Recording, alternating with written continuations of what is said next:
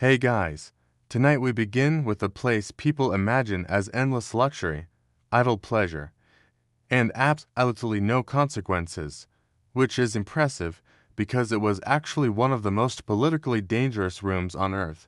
So, before you get comfortable, take a moment, like the video, and subscribe, but only if you genuinely enjoy what I do here. And let me know in the comments where you're retuning in from and what time it is for you. It's always fascinating to see who's joining us from around the world. The Ottoman Harem might be the most misunderstood institution in history, which is impressive considering history has spent centuries misunderstanding absolutely everything. Mention the word harem and most people immediately picture silk cushions, lounging women, and a life of luxurious boredom punctuated by dramatic fainting. In other words, a Renaissance painting that has never met reality and isn't particularly interested in doing so.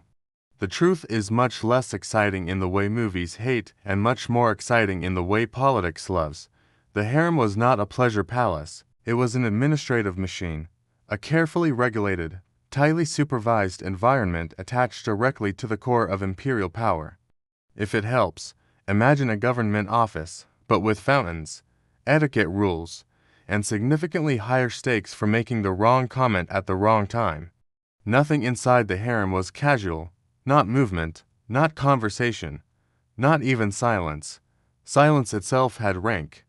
Everyone knew who outranked whom, who was watching, and who had absolutely too much free time and an excellent memory for mistakes. A large part of the confusion comes from European observers who saw something unfamiliar and immediately assumed moral collapse.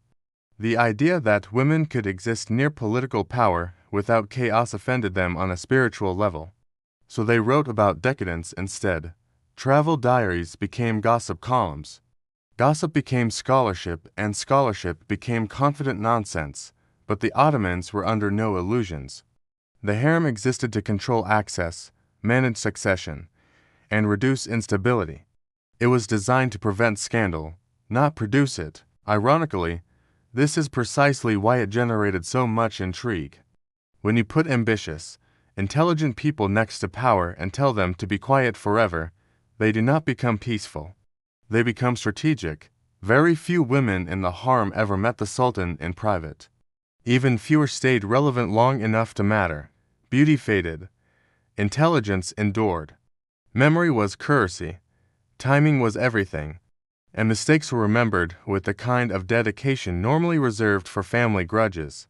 The real scandal isn't that the Ottoman harem was full of intrigue. The real scandal is that people thought it was about pleasure. It wasn't. It was about control, patience, and survival with better curtains. And wherever that combination exists, history stops being polite and starts being interesting. Contrary to popular imagination, women did not simply wander into the Ottoman harem because someone thought they looked good in silk. This was not an open casting call. It was a highly controlled intake system run with the enthusiasm of a bureaucracy and the subtlety of a locked door. Women entered the harem through several routes, none of which involved a dramatic romantic backstory. Some were captives from war. Some were purchased through legal slave markets. Some were sent as diplomatic gifts because nothing says we respect your empire like carefully selected human beings. This may sound harsh, but it was entirely normal by the standards of the time, which is history's way of saying, don't apply modern logic unless you enjoy headaches. Once inside, however, the story changed. The harem did not operate on chaos or indulgence. It operated on sorting. New arrivals were evaluated immediately. Intelligence, temperament, memory, adaptability, and discipline mattered far more than appearance. Beauty was common, competence was not, and competence was what kept you alive and relevant. Most women would never meet the Sultan ever. They were assigned roles, duties, and ranks, and many lived quiet lives serving higher-ranking women or managing internal tasks. Think less constant intrigue and more high-stakes boarding school where mistakes follow you forever. The idea that every woman in the harem was competing for the Sultan's attention is one of the greatest myths ever produced by bored outsiders. In reality, drawing attention too early was dangerous. Attention meant scrutiny. Scrutiny meant expectations. And expectations had a nasty habit of turning into punishments. The system was designed to observe before rewarding. Women were trained for years before any possibility of advancement. They learned language, religion, etiquette, music, and silence, especially silence. Saying the wrong thing could be worse than saying nothing at all. And here's the part that ruins most fantasies. Many women preferred not to rise. Advancement came with risk. Visibility attracted rivals. Rivals attracted accusations. Accusations attracted consequences. Remaining useful but unnoticed was often the safest strategy. The harem did not reward impulse, it rewarded patience. It did not celebrate ambition, it tested it. And it certainly did not forgive mistakes just because someone was charming. Entry into the harem was not the beginning of indulgence, it was the beginning of surveillance. And in a system where everyone was watching everyone else, the smartest move was often to look like you weren't playing the game at all. Once a woman entered the Ottoman Harem, the fantasy of idle luxury ended immediately, if it ever existed at all. What followed was not indulgence, but education. Relentless, structured, and quietly unforgiving education. The harem did not produce ornaments. It produced people who could function under pressure without visibly panicking, which historically speaking is a rare and valuable skill. New arrivals were trained in languages first. Ottoman, Turkish, Arabic, Persian, because nothing says imperial sophistication like being multilingual while pretending you were not listening to conversations happening across the room. Then came religion, etiquette, poetry, music, calligraphy, history, and court protocol. Not because these were hobbies, but because ignorance in the harem was dangerous. If you misunderstood a rule, you didn't get corrected gently. You got remembered. Education wasn't about self-expression. It was about control, knowing exactly when to speak, when to bow, when to remain perfectly still, and when to disappear emotionally from a room was a survival skill. The most educated women weren't the loudest or most impressive. They were the ones no one noticed making mistakes ever. And here's the uncomfortable truth. Intelligence was a threat, a useful threat, but a threat nonetheless. The harem valued cleverness only when it came wrapped in obedience. Too much ambition, too visible a mind, and suddenly tutors stopped praising you and started monitoring you. Which is palace language for we are concerned. Music and poetry weren't taught for romance. They were taught because they revealed discipline. Anyone could learn a melody. Very few could perform it flawlessly under observation without revealing nerves that mattered. Court life rewarded people who could remain graceful while being evaluated like livestock with better posture. Memory was perhaps the most important skill of all. Who outranked whom, who favored whom, who had offended whom 3 years ago and pretended it never happened. The harem ran on memory, and forgetting was often worse than ignorance. Forgetting meant you hadn't been paying attention, and not paying attention was how people vanished quietly. Education was the first filter. Those who adapted survived. Those who didn't were reassigned, sidelined, or quietly removed from relevance. The system did not shout. It did not need to. By the time a woman advanced, she had already been shaped by years of observation and correction. She knew the rules. She knew the risks. And most importantly, she knew that knowledge itself was power as long as you pretended it wasn't. Because in the Ottoman Harem, education wasn't about learning. It was about learning not to be obvious. In the Ottoman Harem, attention was not affection. It was not romance. It was not validation. Attention was currency, unstable, highly valuable currency that could appreciate overnight or collapse without warning. And like all dangerous currencies, it ruined people who misunderstood it. The Sultan's attention did not mean you were special, it meant you were visible.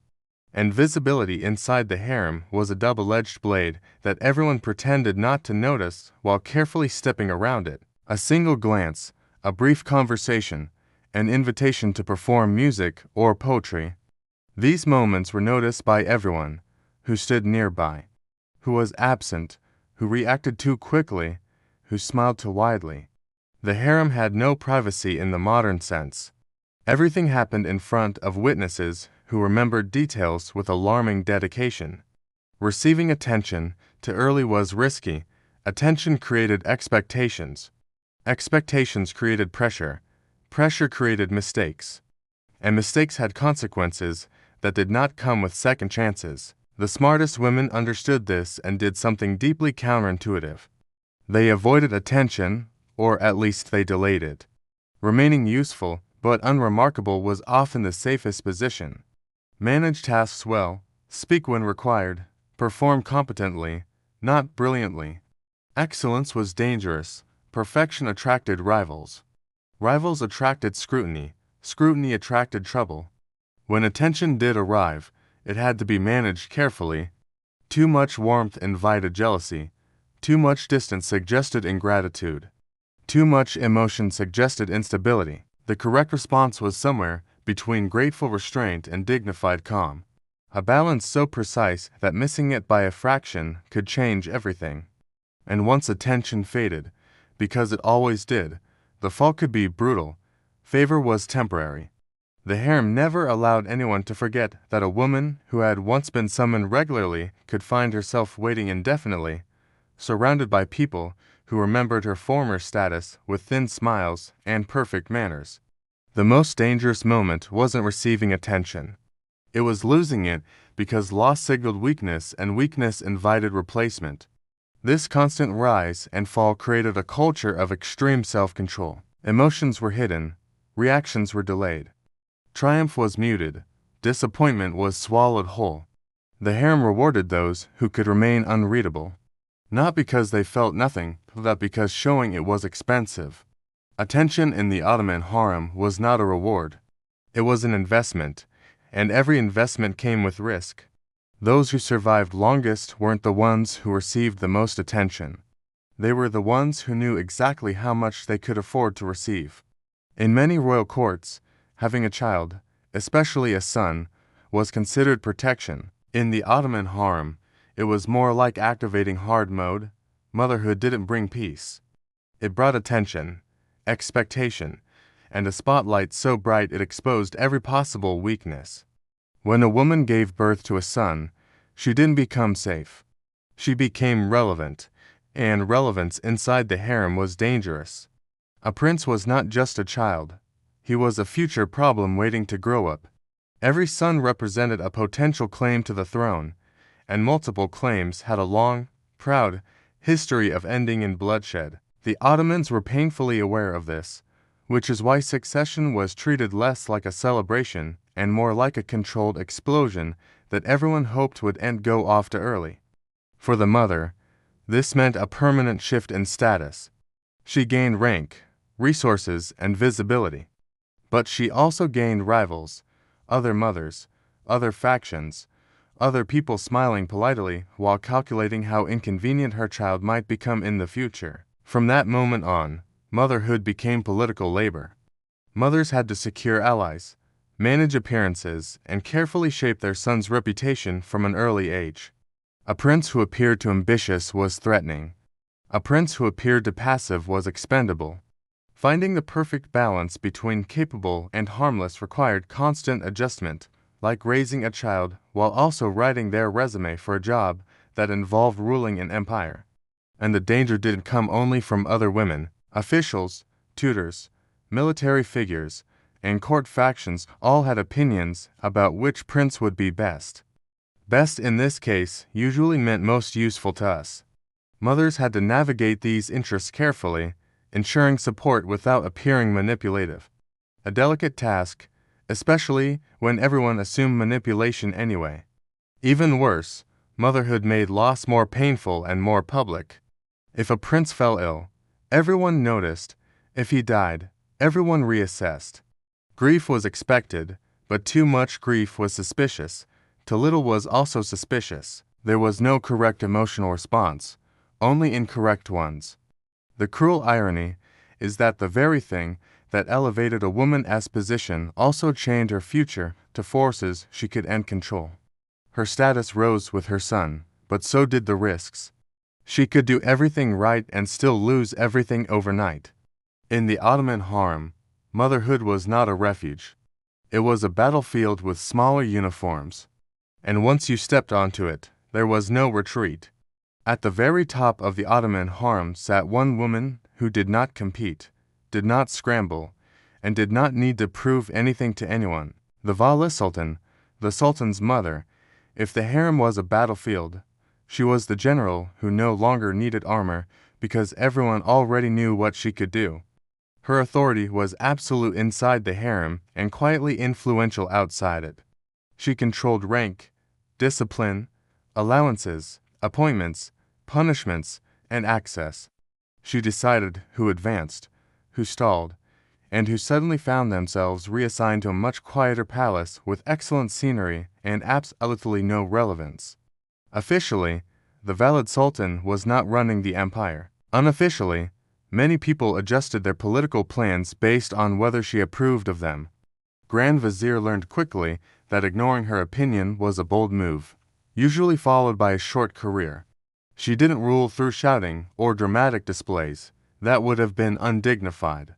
Instead, she ruled through routine, through paperwork, through habits, through the simple ability to say no and have that no quietly echoed through the palace until it became reality. And the most terrifying part, she didn't need to move against you directly. If the valid sultan disapproved of someone, doors stopped opening. Invitations stopped arriving. Support faded. Allies drifted away. By the time the target realized something was wrong, they were already irrelevant. Other women in the harem understood this perfectly. You did not challenge the valid sultan. You did not test her patience. You did not attempt clever maneuvers unless you were absolutely certain she approved, or was at least distracted by something more important. Even mothers of princes deferred to her. Rank did not outweigh experience, and experience in this environment meant having survived long enough to watch entire generations rise and fall while you remained seated. The valid sultan also controlled information. She knew who spoke too much, who listened too carefully, and who pretended not to hear anything at all. She did not need spies in the dramatic sense. She had routines, and routines reveal everything. If scandals erupted, she managed them. If tensions grew dangerous, she redirected them. Stability mattered, not because she was sentimental, but because chaos threatened the system that kept her powerful. In the Ottoman Harem, ambition burned hot and fast. The valid sultan burned slow. And in a place where everyone was afraid of disappearing, she was the one presence that never did. If you imagine the Ottoman Harem as a place where women competed individually, you're only seeing half the game. Survival was rarely a solo effort. The real power came from alliances, quiet, flexible, and deniable alliances formed behind curtains, across courtyards, and through people who officially had nothing to do with politics. No one announced these alliances. There were no oaths, no dramatic handshakes, no "we ride at dawn" speeches. That would have been reckless. Instead, alliances formed through shared routines, favors, and carefully remembered kindnesses. A recommendation here, a warning there, an introduction made at the right moment and forgotten publicly 5 minutes later. Servants were the glue that held everything together. They carried messages, observed moods, and noticed patterns long before anyone else did. Treat a servant well, and you gained eyes and ears. Treat them poorly, and you gained a future problem who smiled while memorizing your schedule. The smartest women understood that loyalty flowed downward before it flowed upward. Eunuchs were even more critical. They controlled access, timing, and information. Who entered which rooms, who waited, who was unavailable. A delayed message could ruin a plan. A conveniently delivered one could save a career. Maintaining good relations with eunuchs wasn't optional. It was infrastructure. Alliances were rarely permanent. Circumstances changed. Favors shifted. People adapted. Loyalty in the harem was situational, not sentimental. Today's ally could be tomorrow's liability, and yesterday's enemy might suddenly become very useful. The trick was never appearing surprised. What made these alliances so effective was their invisibility. On the surface, the harem ran on rules and hierarchy. Beneath that surface, it ran on relationships. Official rank mattered, but informal networks mattered more. The women who lasted longest were those who understood both systems and knew when to rely on each. And of course, alliances were tested constantly. A scandal would break, a favor would be denied. Someone would fall ill at a suspiciously inconvenient time. Each event forced alliances to reveal themselves, often unintentionally. Who defended whom, who stayed silent, who suddenly remembered an urgent appointment elsewhere. The most dangerous alliances were the quietest ones, to people who never spoke publicly, three who never appeared together. A network that looked accidental but moved with precision. These were not friendships, they were insurance policies.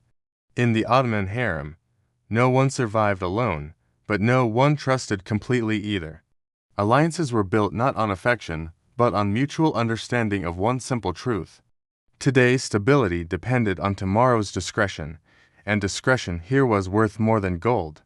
In the Ottoman Harem, scandals rarely began with passion and almost never ended with truth. What outsiders labeled scandal was usually politics wearing a dramatic disguise, affairs, rivalries, sudden accusations.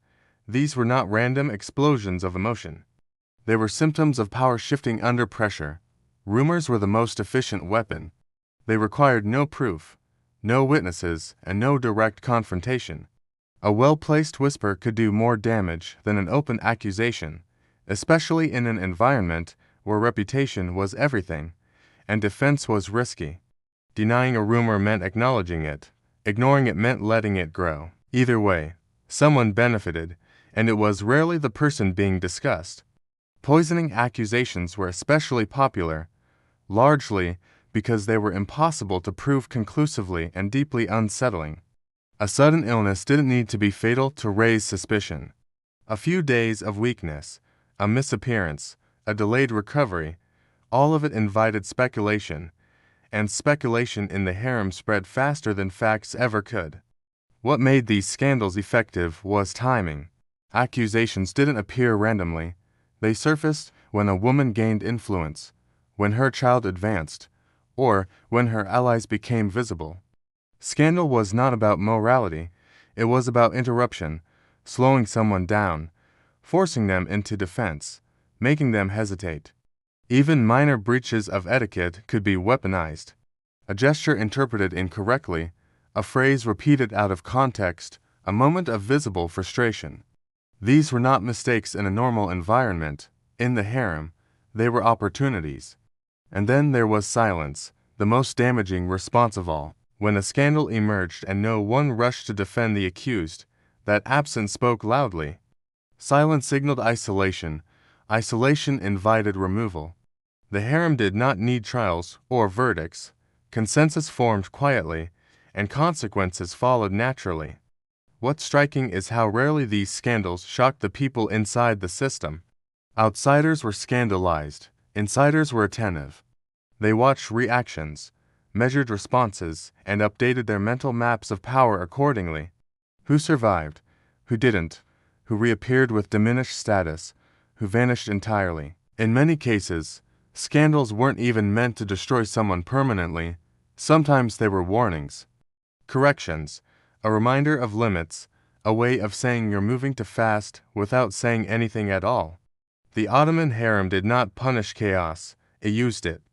And the most successful players were not those who avoided scandal entirely, but those who knew when it was coming and who had already positioned themselves to endure it. In the Ottoman harem, emotion was never just emotion, it was leverage, and nowhere was this more obvious than in letters, carefully written, meticulously timed, and never as spontaneous as they pretended to be. Love letters were not private confessions, they were instruments. Writing to the Sultan was a privilege, not a habit. Paper, wording, tone, and even handwriting were scrutinized long before the message ever reached its destination. A letter that sounded to desperate suggested instability, one that sounded to confident suggested arrogance, and one that sounded to intelligent risked reminding the reader that you were in fact thinking, which was dangerous. The most effective letters appeared effortless, warm, respectful, emotionally restrained. They expressed devotion without clinging, concern without complaint, affection without demand. This balance was difficult to achieve, which is why it worked so well. Anyone could write a dramatic plea. Very few could write something that felt sincere and non-threatening at the same time. Timing mattered even more than content. A letter sent after a victory felt supportive. One sent during uncertainty felt manipulative. One sent at the wrong moment could undo years of careful positioning. And once sent, a letter could not be unsent. It could be reread, quoted, remembered, or conveniently misremembered. What made letters especially dangerous was that they created records. Spoken words vanished, written words lingered. A single phrase could be interpreted generously or maliciously depending on who was holding the paper, and papers, as it turned out, had legs. They traveled, they were shared quietly, they appeared unexpectedly in conversations you were not part of. Letters also created intimacy, or at least the illusion of it. A woman who wrote well could feel present even when physically absent. She could remind the Sultan of her existence without appearing to demand attention. This was subtle influence, and subtle influence was the most effective kind. Of course, letters could backfire. To many, letters suggested desperation. To few suggested indifference. Silence could be read as dignity or disloyalty, depending on the political climate that week. There was no safe number, only calculated risk. The true skill was writing a letter that sounded personal while remaining politically harmless, a message that could be reread by others without causing alarm. A letter that revealed warmth but concealed ambition. In the Ottoman Harem, love letters were not about love, they were about presence. And presence in a system built on distance and restriction was power. Especially when it arrived folded neatly, sealed carefully, and read in private. If power in the Ottoman harem flowed quietly, then the eunuchs were the valves. They did not make laws, they did not give speeches, they did not sit on thrones, and yet they controlled something far more dangerous: access. Who entered, who waited, who was unavailable, and who was never seen again, but in a perfectly respectable way. Officially, eunuchs were guardians tasked with maintaining order, security, and propriety. Unofficially, they were the human infrastructure of the harem. Corridors passed through them, messages passed through them. Time itself seemed to slow or accelerate depending on their decisions. A message delivered immediately could change a career. The same message delayed could quietly end one. A visitor turned away politely might assume bad timing. A visitor turned away repeatedly began to understand that timing was not the issue. Eunuchs knew everything without appearing to know anything. They heard conversations they were not meant to react to. They observed expressions they were not meant to comment on. They remembered who was calm under pressure and who smiled too quickly when things went wrong. Memory was their greatest weapon, and they used it sparingly. What made eunuchs particularly powerful was their permanence. Women rose and fell. Favorites changed. Princes grew up or disappeared. Eunuchs remained. They outlasted trends, alliances, and reputations. They saw patterns where others saw moments. Smart women cultivated respect with eunuchs, not through flattery, which was transparent, but through consistency, courtesy, restraint, predictability. You did not want a eunuch guessing your intentions. You wanted them understanding them quietly and finding them acceptable. And of course, eunuchs talked to each other. Information traveled laterally. A problem in one wing of the harem could be anticipated in another before it officially existed. A woman who offended the wrong eunuch didn't receive punishment. She received inconvenience, which in the harem was far worse. The most dangerous thing about eunuch power was how invisible it was. No accusations, no confrontations, just doors that stopped opening, invitations that failed to arrive, messages that somehow never reached their destination. By the time someone realized access had been restricted, the damage was already done. In the Ottoman Harem, power did not belong only to those who spoke. It belonged to those who decided when others were allowed to speak. And the eunuchs, standing quietly in the corridors, understood that better than anyone. The Ottoman harem did not rely on guards alone to maintain order. It relied on walls, doors, corridors, angles. Architecture did half the policing, so people didn't have to look rude while doing it. This was not accidental design. This was strategy in stone. The harem was built as a maze, not the fun kind with a prize at the end, but the exhausting kind where every turn makes you second-guess your sense of direction and your life choices. Corridors bent unexpectedly, courtyards were enclosed and isolated. Doors led somewhere, just not where you thought. You could live inside the harem for years and still not know how to reach certain sections, which of course was the point. Separation was the first layer of control.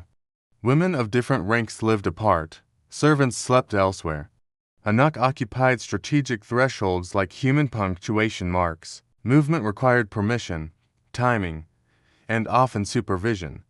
Wandering was discouraged, politely, but firmly. Getting lost wasn't dangerous, but it was memorable. And being memorable for the wrong reason was never wise. Visibility was the second layer. Some rooms were designed to be watched without their occupants realizing it. Screens, lattices, and angled openings allowed observation without interaction. You could be seen without seeing back, which is a deeply unsettling way to exist. It taught people to behave as if someone was always watching because someone usually was. Sound mattered, too. Thick walls muffled conversations, but not entirely. Voices carried just enough to remind you that privacy was fragile. People learned to speak softly, or not at all. Whispering became a skill, silence became a language. Even comfort was controlled. Advancement came with better surroundings. Decline came with dimmer rooms and fewer visitors. No announcement was necessary. Your environment told the story for you. The brilliance of this system was its subtlety. No one needed to shout orders. The building itself encouraged compliance. You didn't need to be told where you belonged, you felt it. And when someone was removed from favor, the architecture did that, too. Relocation to a distant wing, a quieter courtyard, fewer intersections with important people. The harem didn't exile you dramatically. It simply placed you somewhere you no longer mattered. In the Ottoman harem, power wasn't only enforced by people. It was embedded in the walls, and walls, unlike rivals, never forgot their purpose. Not every intrigue in the Ottoman harem ended in dramatic collapse. There were no public trials, no shouted accusations, no doors slammed for emphasis. More often than not, punishment arrived softly, wrapped in politeness, and carried out with impeccable manners. Exile was the preferred solution, and not the dramatic kind where someone is dragged away at dawn. This was the refined version, the kind where you were informed gently that you would be relocating to another palace, somewhere pleasant, somewhere quiet, somewhere very far from relevance. At first, exile didn't look like punishment at all. The new residence was comfortable, the servants were polite, the food was adequate, everything you needed was provided. Everything except influence, which inconveniently had been the whole point. This kind of exile was designed to confuse. Was it mercy? Was it protection? Was it temporary? The uncertainty was intentional. Uncertainty kept people compliant. Complaining would appear ungrateful. Questioning would look suspicious. Silence was the safest response, and silence over time erased you. Once removed from the center, information stopped flowing. You no longer heard the latest rumors. You no longer received updates about shifting alliances. Messages arrived late, if at all. Your name stopped appearing in conversations you weren't part of anymore. And gradually, everyone adjusted to your absence. The genius of this punishment was that it required no violence and left no scandal. Outsiders saw stability, insiders saw a warning. Everyone understood the message. You had crossed a line and the system had corrected itself. Exile also served another purpose. It preserved the illusion of harmony. No one needed to explain why you were gone. No one needed to admit conflict. History prefers neat stories, and exile provided one. You didn't fall, you simply faded. Some women tried to return. A few succeeded, usually after years of patience and careful re-entry. Most did not. Time worked against them. New faces filled the space they once occupied. New alliances formed. The harem moved on efficiently as it always did. What made exile especially effective was how ordinary it appeared. No one whispered about it. No one dramatized it. It simply happened. And because it happened so often, it normalized disappearance. In the Ottoman harem, removal didn't require cruelty. It required distance. And distance applied slowly and politely accomplished what force never could. It made people forget you mattered at all. At a certain point, even the most determined historians had to admit something uncomfortable. The Ottoman Empire was being influenced, steered, and occasionally outright managed by women who officially did not rule anything at all. This era would later be labeled the Sultanate of Women, a name that made chroniclers uneasy and modern readers suspicious, both excellent signs that something important was happening. This wasn't a sudden revolution. No banners were raised. No men were overthrown dramatically. Instead, power slid sideways, quietly, bureaucratically, through advice, access, and timing. Women inside the harem began shaping decisions not by issuing orders, but by influencing the people who did. Mothers of sultans advised sons who trusted them. Wives and favorites shaped moods, priorities, and perceptions. A suggestion framed as concern carried more weight than a command ever could, and because these women were excluded from formal authority, their influence often went unrecorded, which made it easier to deny and harder to stop. This unsettled officials deeply. Power that couldn't be publicly acknowledged, couldn't be openly challenged. How do you oppose someone who technically doesn't exist in the chain of command? You don't. You work around them cautiously and hope they're in a good mood. Foreign ambassadors noticed it, too. They complained in letters that negotiations depended less on official meetings and more on who had access behind the scenes. Decisions delayed suddenly moved forward. Obstacles vanished without explanation. The harem, it turned out, was a very effective place to resolve problems quietly. Of course, this influence was fragile. It depended on relationships, not titles. A change of ruler could erase years of positioning overnight. Women who had guided policy found themselves sidelined when the political climate shifted. Power gained informally could be lost just as easily.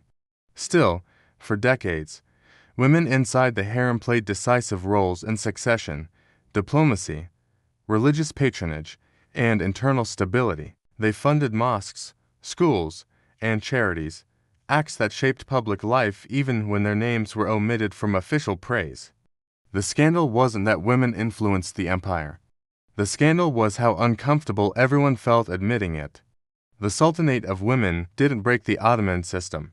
It revealed how flexible and how dependent on quiet intelligence that system already was. And once you see that, the harem stops looking like a sideshow and starts looking like the control room it had been all along. When Europeans wrote about the Ottoman harem, they did so with confidence, imagination, and absolutely no access. This combination proved disastrous. Lacking first-hand knowledge, they filled the gaps with fantasy, moral panic, and a deep conviction that anything unfamiliar must also be corrupt. To European observers, the harem looked like everything their own societies warned against. Women near power, secrecy instead of transparency, influence without titles. This was unsettling. So, rather than ask how it worked, they decided it must be decadent. It was easier that way. Travel accounts described excess, indulgence, and uncontrolled desire, usually written by men who had never set foot inside the harem and never would. These stories circulated enthusiastically because nothing sells like scandal you can't verify. Over time, exaggeration hardened into fact, and the harem became a moral cautionary tale rather than a political institution. There was also jealousy involved. European courts liked to believe their power structures were rational and orderly even while collapsing regularly due to infighting, incompetence, and spectacularly bad marriages. The idea that the Ottomans managed succession and influence through controlled seclusion felt suspiciously effective and deeply uncomfortable. Gender played a major role, too.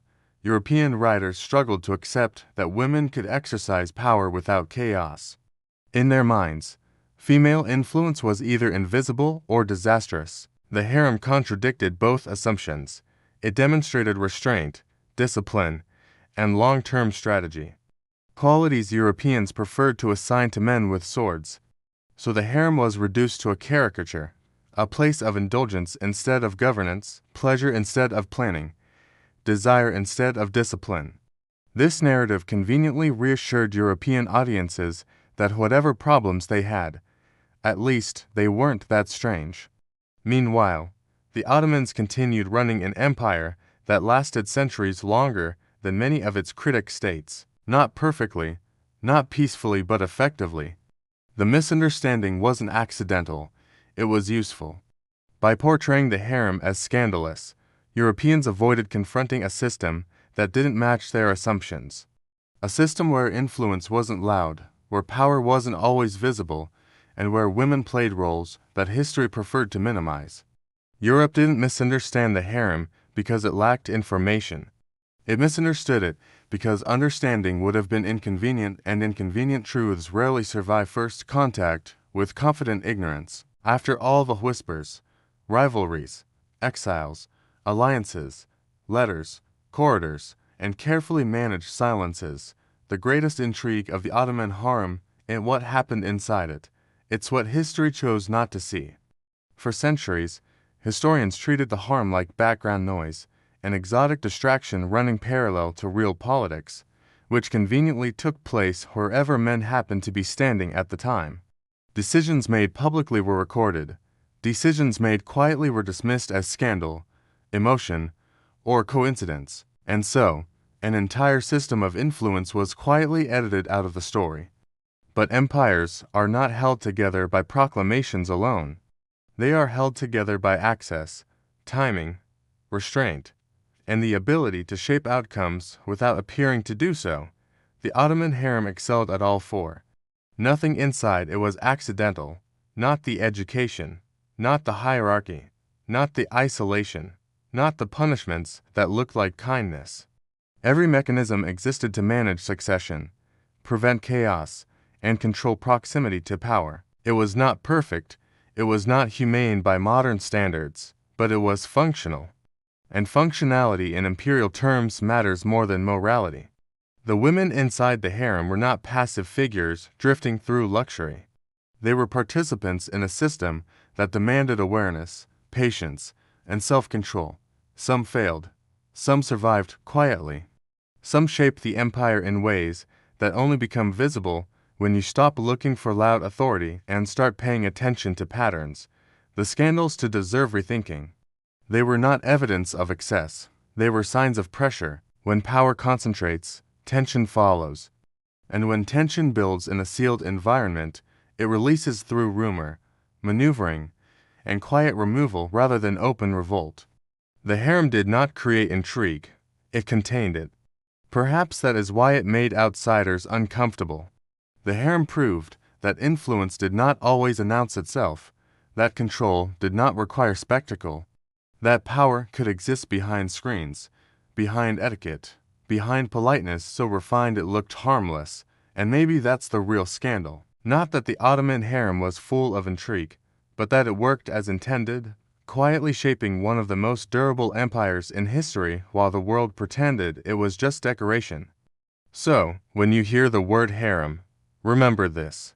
You're not looking at a fantasy, you're looking at a system. And systems don't need to be loud to be powerful.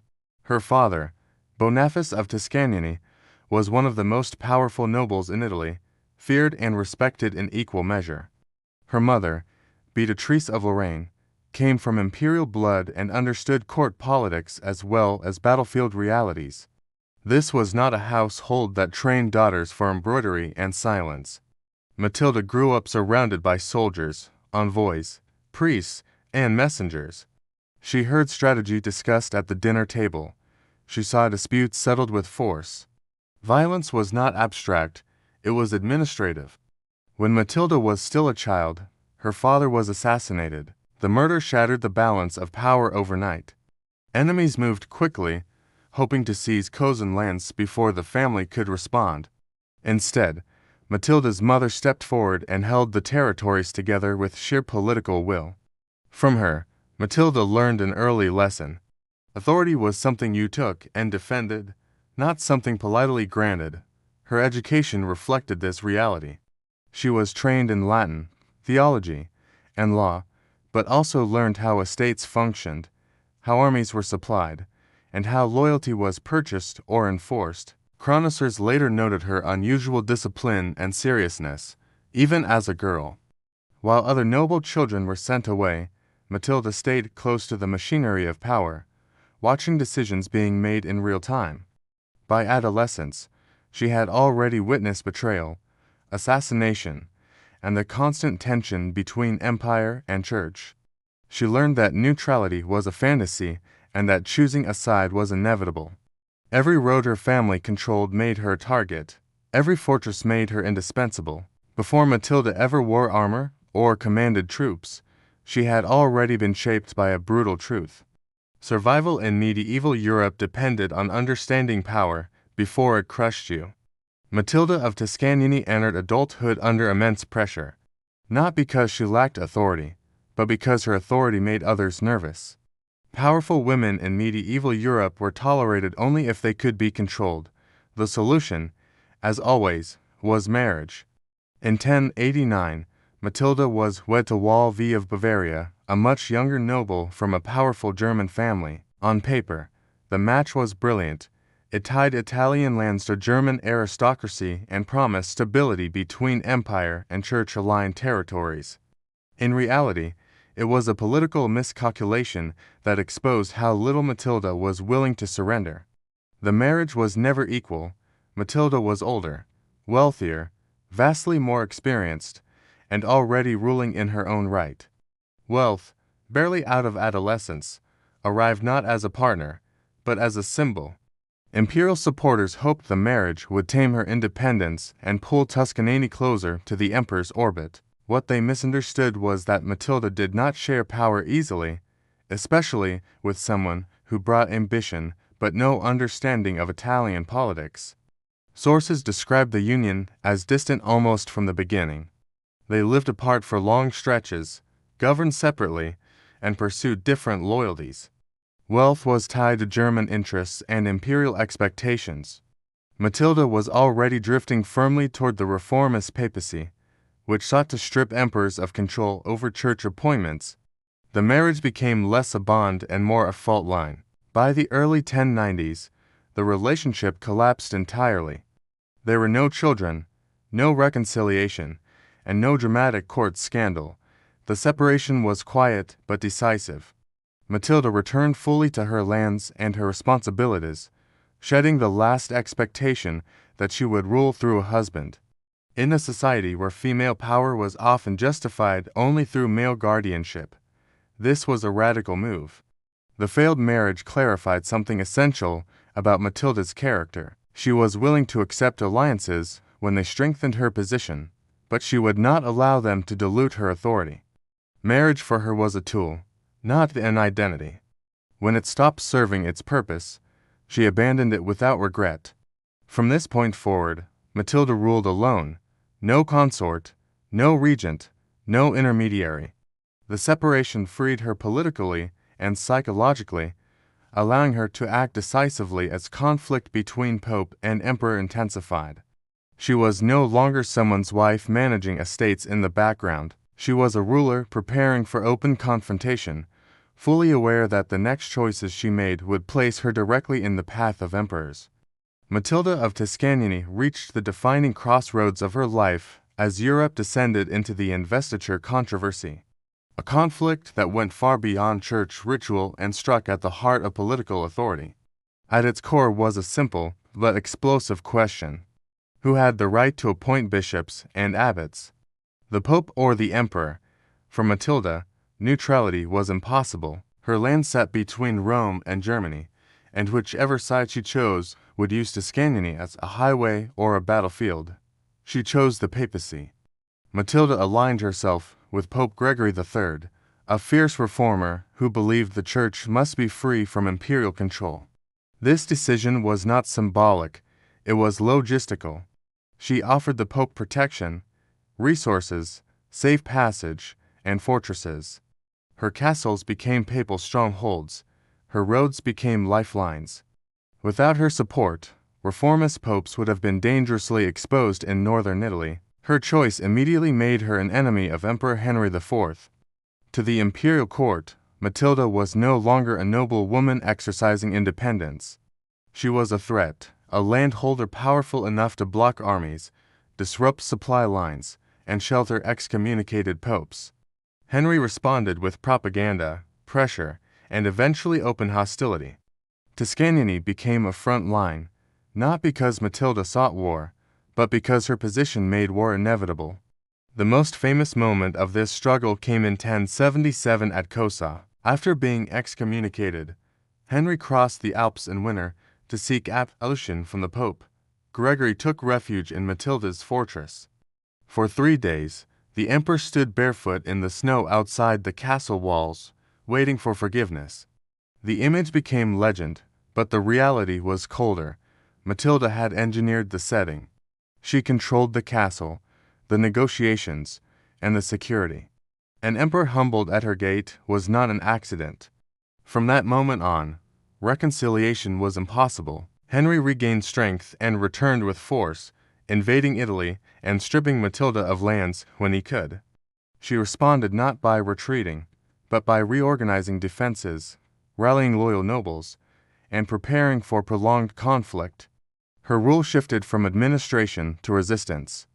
By choosing the Pope, Matilda did more than take a religious stance.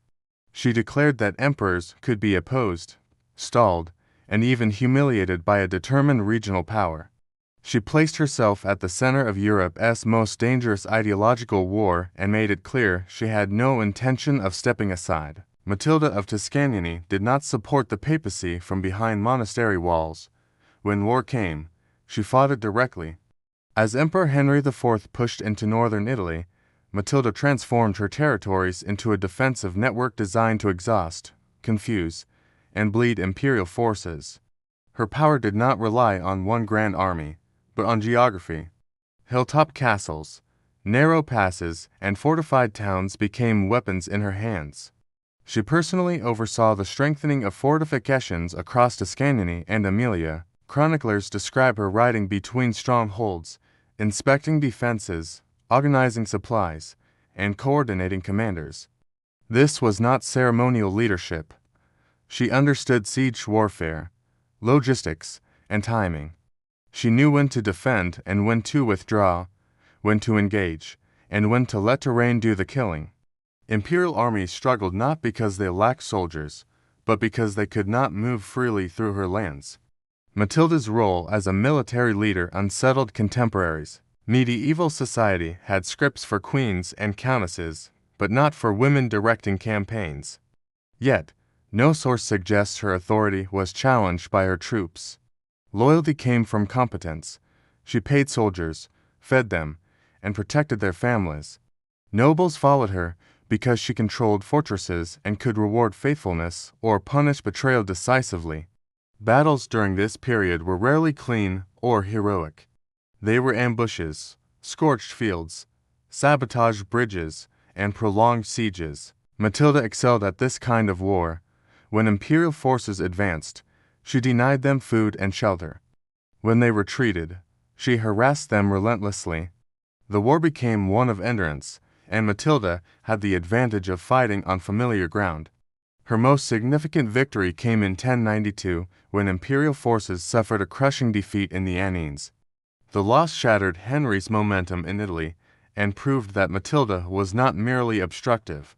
She was capable of destroying imperial armies outright. The defeat echoed across Europe.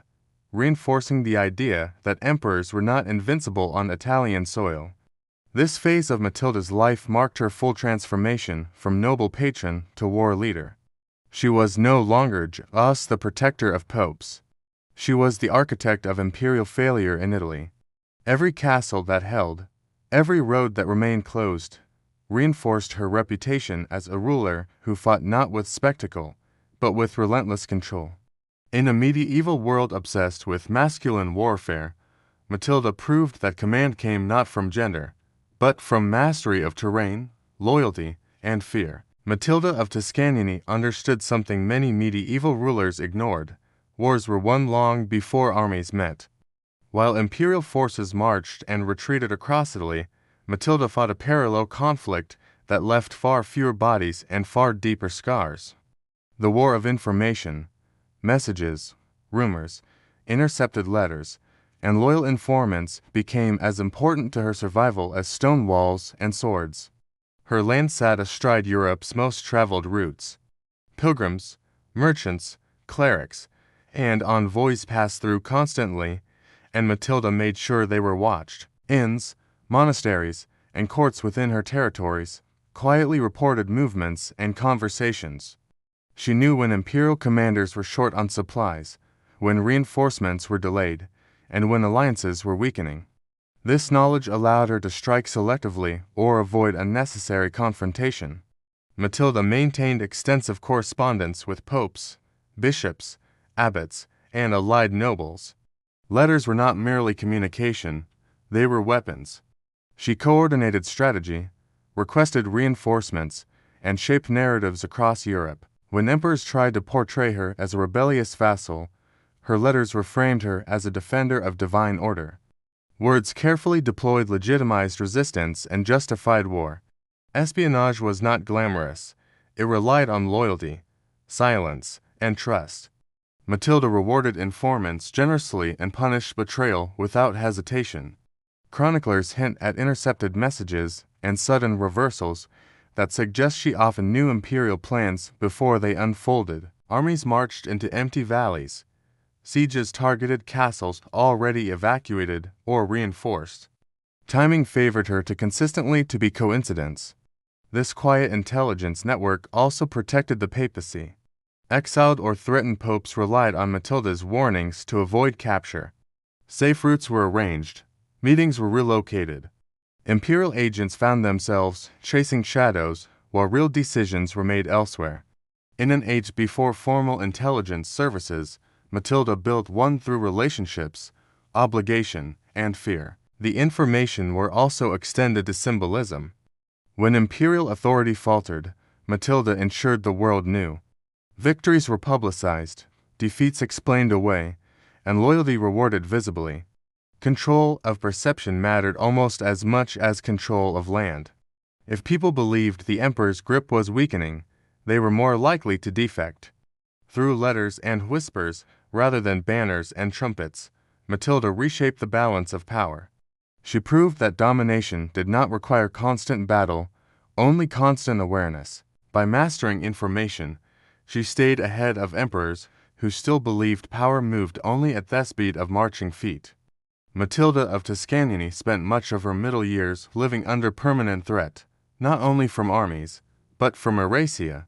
Emperor Henry IV, frustrated by repeated failures in Italy, turned to a familiar medieval weapon, excommunication, and legal annihilation. Matilda was declared a rebel, her lands were confiscated on paper. Her authority was denounced as illegitimate. None of it stopped her, but it made survival harder. Imperial proclamations attempted to isolate her politically. Nobles were encouraged to defect. Bishops loyal to the emperor denounced her from pulpits. Rival clans were promised her territories if they could seize them. What followed was not a single invasion, but a grinding series of incursions designed to exhaust her resources and fracture loyalty. Castles changed hands. Towns were besieged repeatedly. Peace never lasted long enough to feel real. Matilda responded with endurance rather than spectacle. When lands were lost, she regrouped. When allies faltered, she replaced them. She understood that medieval warfare favored those who could outlast pressure rather than win dramatic victories. Her rule became defined by recovery. Few rulers in Europe reclaimed lost territories as often as she did. The psychological toll was immense. Chroniclers note her increasing piety during this period, not as retreat, but as reinforcement. Faith was not an escape from politics, it was her justification for persistence. She saw herself as an instrument of divine order, resisting imperial corruption. This belief hardened her resolve when defeat seemed inevitable. Even when Henry installed rival rulers in parts of her domains, they rarely held power long. Without local support, they depended entirely on imperial protection, which was expensive and inconsistent. Matilda, by contrast, remained embedded in the land. She knew the people, the monasteries, the roads. Authority imposed from outside could occupy territory, but it could not govern it. By the early 12th century, Henry's position weakened irreversibly. Rebellions in Germany, rival kings, and papal resistance strained his strength. Matilda did not need to destroy him. Time did that for her. She simply had to refuse collapse. Her greatest victory during this phase was survival itself. While emperors rose and fell, Matilda remained, still ruling, still resisting, still relevant. In a medieval world that expected women and many men to yield under sustained pressure, Matilda's refusal to break became her most powerful weapon. Matilda of Tuscany entered the final phase of her life, not as a warrior fighting for survival, but as a ruler, deciding how power would outlive her. Decades of conflict had taught her a harsh lesson. Victories faded, emperors returned, and alliances shifted. Land, however, endured, and whoever claimed it next would shape Italy's future. Matilda intended to control that outcome. Sometime in the early 12th century, she made a decision that stunned contemporaries. She formally pledged her vast territories to the papacy, a move later known as the donation of Matilda. On the surface, it appeared to be an act of piety, a faithful, noble woman giving her lands to the church. In reality, it was a calculated political maneuver designed to deny emperors permanent access to northern and central Italy by transferring her inheritance to the Pope. Matilda ensured that imperial rulers would face religious and legal resistance if they attempted to reclaim her lands after her death. The donation did not end conflict. Nothing ever did, but it complicated it immensely. Any emperor pushing south would now be accused not merely of conquest, but of attacking church property. It was a strategic booby-trap laid for the future. The decision also reflected Matilda's understanding of legitimacy. She had spent her life fighting claims that her authority was unnatural or unlawful. By aligning her legacy with the papacy, she wrapped her rule in sacred continuity. Her lands would not revert to distant dynasties or opportunistic warlords. They would remain tied to the institution she had defended with blood and patience. This move angered imperial loyalists and unsettled even some allies. Questions arose immediately. Could a woman dispose of such territory? Could a donation override feudal obligations? Legal scholars debated it for generations. That ambiguity was part of the point. Matilda did not need the matter settled cleanly. She only needed it contested long enough to block swift imperial control. In her later years, she shifted focus from war to consolidation. Monasteries were endowed. Fortresses were repaired. Records were preserved. She prepared her lands not for peace, but for continuity. Her body aged, but her authority did not weaken. By choosing how her power would be inherited, Matilda achieved something rare in medieval politics. She denied her enemies closure. Even in death, she would remain a problem emperors had to reckon with. Not on the battlefield, but in law, theology, and memory. Matilda of Tuscany died in 115 after nearly half a century at the center of Europe's most bitter political struggle. There was no dramatic battlefield end, no final siege, no public reconciliation with her enemies. Her death was quiet, but its consequences were not. The moment she was gone, the question everyone had avoided for decades resurfaced with force: who truly owned her lands? Imperial authorities moved quickly, arguing that Matilda's territories should revert to the emperor under feudal law. The papacy countered with the donation, insisting the lands now belonged to the church. What followed was not a resolution, but a prolonged legal and military stalemate that would shape Italian politics for generations. In death, Matilda achieved what she had mastered in life, paralysis of imperial ambition. Her burial itself became symbolic. She was laid to rest, with honors usually reserved for kings and saints, an acknowledgement of how unusual her career had been. Centuries later, her remains were moved to Rome and entombed in St. Peter's Basilica, one of the very few women granted that honor. It was auspicious recognition that her life had permanently altered the balance between church and empire.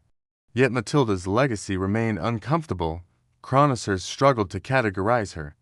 She was too martial to be described as a passive patron, too devout to be dismissed as a rebel, too competent to be ignored. Some praised her as a defender of the faith. Others accused her of arrogance and overreach. Even supporters hesitated to frame her as a model because her success challenged assumptions about gender, authority, and obedience. What made Matilda truly disruptive was not that she fought wars. Many women did so indirectly, but that she sustained power without a husband, without heirs, and without surrender. She ruled because she could, and she kept ruling because no one could remove her permanently. That reality unsettled medieval political theory, which preferred clean hierarchies and male succession. In the years after her death, emperors continued to contest her lands. Popes continued to invoke her authority, and legal scholars continued to debate her decisions. There was no tidy conclusion. Matilda left behind a legacy that refused to resolve itself. In a world obsessed with endings, her greatest defiance may have been this. Even after death, she denied her enemies a final victory. Matilda of Tuscany endured not because history favored her, but because she understood its weaknesses. Most medieval rulers rose quickly and fell just as fast, undone by succession crises, battlefield defeats, or shifting loyalties. Matilda avoided every one of these traps. She left no heirs to fight over her legacy, no single catastrophic defeat to define her reign, and no moment where her authority fully collapsed. Instead, she ruled through continuity. Her strength lay in patience. Where emperors relied on decisive gestures and dramatic campaigns, Matilda relied on attrition. She accepted loss as temporary and treated survival as victory. Castles could be retaken. Alliances could be rebuilt. Time, she knew, punished those who overreached. By refusing to gamble everything on a single moment, she outlasted rulers who commanded far greater resources. Matilda also mastered the art of legitimacy. She did not rule by force alone. She ruled through law, faith, and custom, weaving her authority into institutions that moved more slowly than armies, but lasted far longer. By aligning herself with the papacy, monasteries, and reformist clergy, she anchored her power in moral language that emperors struggled to counter without undermining their own claims to divine authority. Equally important was her refusal to conform. Medieval society had clear expectations for noble women. Marriage, motherhood, quiet influence behind the scenes. Matilda rejected this script entirely. She ruled openly, commanded directly, and made decisions without male intermediaries. Instead of softening her image to appear acceptable, she leaned into competence. In doing so, she forced contemporaries to accept her authority, not because she fit the role, but because she performed it better than her rivals. After her death, Italy did not stabilize. The conflict she shaped continued, but on terms she helped define. Emperors could no longer move freely through the peninsula. Popes emerged with stronger territorial claims. Regional powers learned that resistance was possible. Matilda did not create this world alone, but she accelerated its arrival. Her life challenges the idea that medieval women who wielded power were anomalies or accidents. Matilda was neither. She was deliberate, strategic, and consistent. She did not rule in spite of the system. She learned how to bend it without breaking herself. That is why she endured, not as a legend softened by time, but as a ruler whose methods still unsettle anyone who expects power to look predictable. Abraham Lincoln was born in 1809 on the American frontier in a Kentucky log cabin that offered little beyond shelter from the weather. His family lived in near constant uncertainty, scraping together a living through manual labor and subsistence farming. Land disputes were common, money was scarce, and every year carried the risk of starting over somewhere new. From the beginning, Lincoln's life was defined not by opportunity, but by endurance. Formal education barely existed in his world. Schools were temporary, instructors inconsistent, and attendance often impossible when survival demanded labor.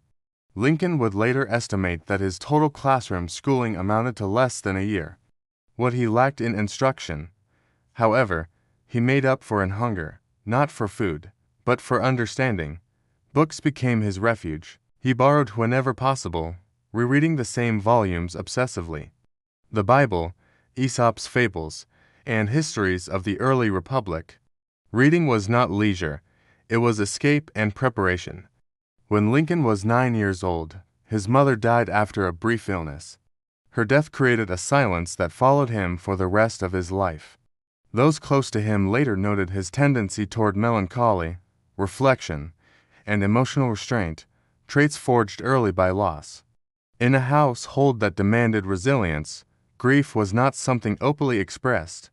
It was absorbed, carried quietly, and turned inward. The arrival of a stepmother brought stability, but not comfort. She encouraged his learning and recognized his unusual intellect, yet the frontier remained unforgiving. Lincoln split rails, plowed fields, and worked long hours, his physical strength becoming as notable as his growing intellect. He learned early that words mattered. Contracts, laws, and deeds determined whether families kept land or lost it. Injustice was not abstract, it was personal. This environment shaped Lincoln's worldview before he ever entered politics. He understood hardship not as a moral failure, but as a condition imposed by circumstance. He saw how ignorance trapped people and how knowledge offered leverage. Education for him was never about prestige, it was about agency. By the time Lincoln reached adulthood, he had already developed the habits that would define his rise: relentless self-education, careful thought, and an instinctive sympathy for ordinary people crushed by systems they did not control. He did not emerge from the frontier polished or confident. He emerged disciplined, observant, and quietly determined, a man shaped less by ambition than by unyielding need to understand the world that had been so unforgiving to him. Abraham Lincoln entered young adulthood without connections, credentials, or wealth, but with an unusual discipline of mind. Wherever he went, books followed. He carried them on foot across miles of frontier, reading while walking, reading while working, reading late into the night. Education for Lincoln was not structured progress, it was accumulation. Sentence by sentence, idea by idea, he built himself. He became known locally for his memory and clarity of speech. Neighbors would gather to hear him explain laws, recount stories, or argue positions with careful logic and unexpected humor. Lincoln learned early that persuasion mattered more than volume. He did not overpower audiences. He led them step by step, making complex ideas feel inevitable rather than imposed. This skill found direction when he began studying law. Without formal schooling, Lincoln apprenticed himself through reading legal texts borrowed from practicing attorneys. He copied passages by hand, dissected arguments, and tested himself by restating principles in plain language. Law appealed to him not because it promised status, but because it imposed order. In a world he had experienced as chaotic and unfair, law represented structure, rules that, at least in theory, applied equally. When he was admitted to the bar, Lincoln entered a profession dominated by men with education and family backing. He had neither. What he had was credibility. Clients trusted him because he listened carefully and spoke honestly. He avoided theatrical courtroom tactics and relied instead on clarity and moral framing. Juries understood him, judges respected him. Over time, his reputation grew as a lawyer who could untangle complexity without condescension. At the same time, Lincoln began speaking publicly on political issues. His early views were cautious, rooted in respect for law, union, and gradual change. He believed institutions could be improved, not torn apart. Yet even in these early speeches, one theme surfaced repeatedly: opposition to injustice rooted in power rather than principle. Politics, like law, became another classroom. Lincoln lost early elections and faced public defeats that might have ended other careers. Instead of retreating, he analyzed his failures. He refined his arguments, he adjusted his tone. Setbacks did not harden him, they sharpened him. By his early 40s, Lincoln had transformed himself. Not through reinvention, but through accumulation. Knowledge layered on experience. Experience refined judgment. His voice, once shaped by isolation and hardship, had become something rare. A voice people trusted not because it promised easy answers, but because it respected their intelligence. Abraham Lincoln entered national politics at a moment when the United States was balancing uneasily between expansion and fracture. Slavery, long tolerated as a regional compromise, was becoming impossible to ignore as new territories pushed westward. The question was no longer whether the institution was moral, but whether it would be allowed to spread. For Lincoln, this was not an abstract debate, it was a test of the nation's character. Early in his political career, Lincoln avoided radical language. He opposed slavery's expansion, but did not call for its immediate abolition. This caution was often misread as weakness. In reality, it reflected his deep respect for law and his fear of tearing the Union apart through moral absolutism that ignored political reality. He believed slavery was wrong, but he also believed that destroying the Union would destroy any hope of ending it. This position placed him in a narrow and dangerous space. Pro-slavery forces accused him of extremism, abolitionists accused him of cowardice. Lincoln responded not with outrage, but with argument. He framed slavery as incompatible with the nation's founding principles, returning again and again to the idea that a country dedicated to liberty could not indefinitely sustain human bondage without corroding itself from within. His rise accelerated during the debates with Stephen Douglas, where Lincoln articulated a moral logic that was firm without being inflammatory. He did not claim moral superiority. He invited his audience to follow a line of reasoning and confront its consequences. Slavery, he argued, must be placed on a path to extinction, not because it offended sentiment, but because it violated the very idea of equal rights. These debates elevated Lincoln nationally, but they also hardened opposition. The country was polarizing rapidly, and compromise was becoming a language fewer people understood. Lincoln sensed this shift. His speeches grew more precise, more somber.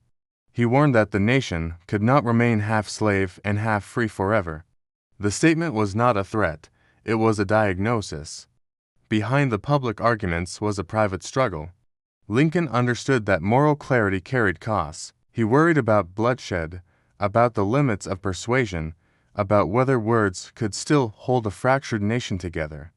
Yet, he refused to retreat into ambiguity. If the crisis was coming, it needed to be named honestly.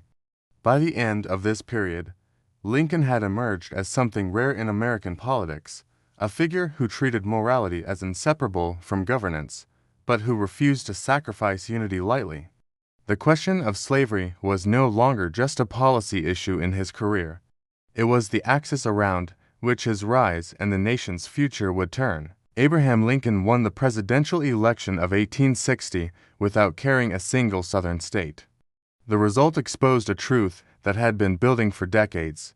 The United States no longer agreed on what it was.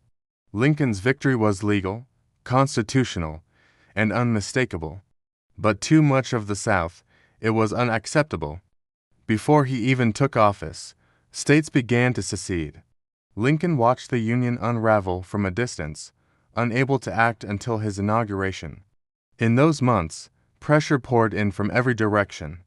Southern leaders demanded guarantees that slavery would be protected indefinitely. Northern radicals urged immediate confrontation. Moderates pleaded for compromise at almost any cost. Lincoln listened to all of it, but he did not flinch on the central issue. Secession, he believed, was illegal. If states could leave whenever they lost an election, democracy itself would collapse. His inaugural address reflected this tension. He promised not to interfere with slavery where it already existed, but he refused to recognize the legitimacy of secession. The Union, he argued, was perpetual. The government would defend federal property, but would not initiate violence. It was an attempt to hold a moral and constitutional line without igniting war. The line did not hold. When Confederate forces fired on Fort Sumter, the choice Lincoln had tried to delay became unavoidable. War was no longer theoretical, it had begun. His response was swift and decisive. He called for volunteers, declared rebellion, and committed the nation to preserving the Union by force if necessary. The decision transformed him overnight from a cautious constitutionalist into a wartime president. The early months were chaotic. The federal government was unprepared for large-scale conflict. The army was fragmented, leadership uncertain, and public confidence fragile. Lincoln faced criticism from all sides, accused of weakness by some, tyranny by others. Yet he absorbed it, working relentlessly to hold together a coalition of competing interests. What distinguished Lincoln in this moment was not certainty, but steadiness. He did not pretend the war would be short or clean. He understood that preserving the Union would demand sacrifice on a scale the country had never known. Still, he believed the alternative, a nation shattered by disunion, was worse. As states fell into open rebellion and armies mobilized, Lincoln stood at the center of a collapsing political order, tasked with holding together a nation that no longer trusted itself. The rise that had begun in poverty and self-education had now placed him in command of a country at war with its own future. Abraham Lincoln did not enter the Civil War as a natural military leader. He had no battlefield experience, no formal training, and no illusions about his limitations.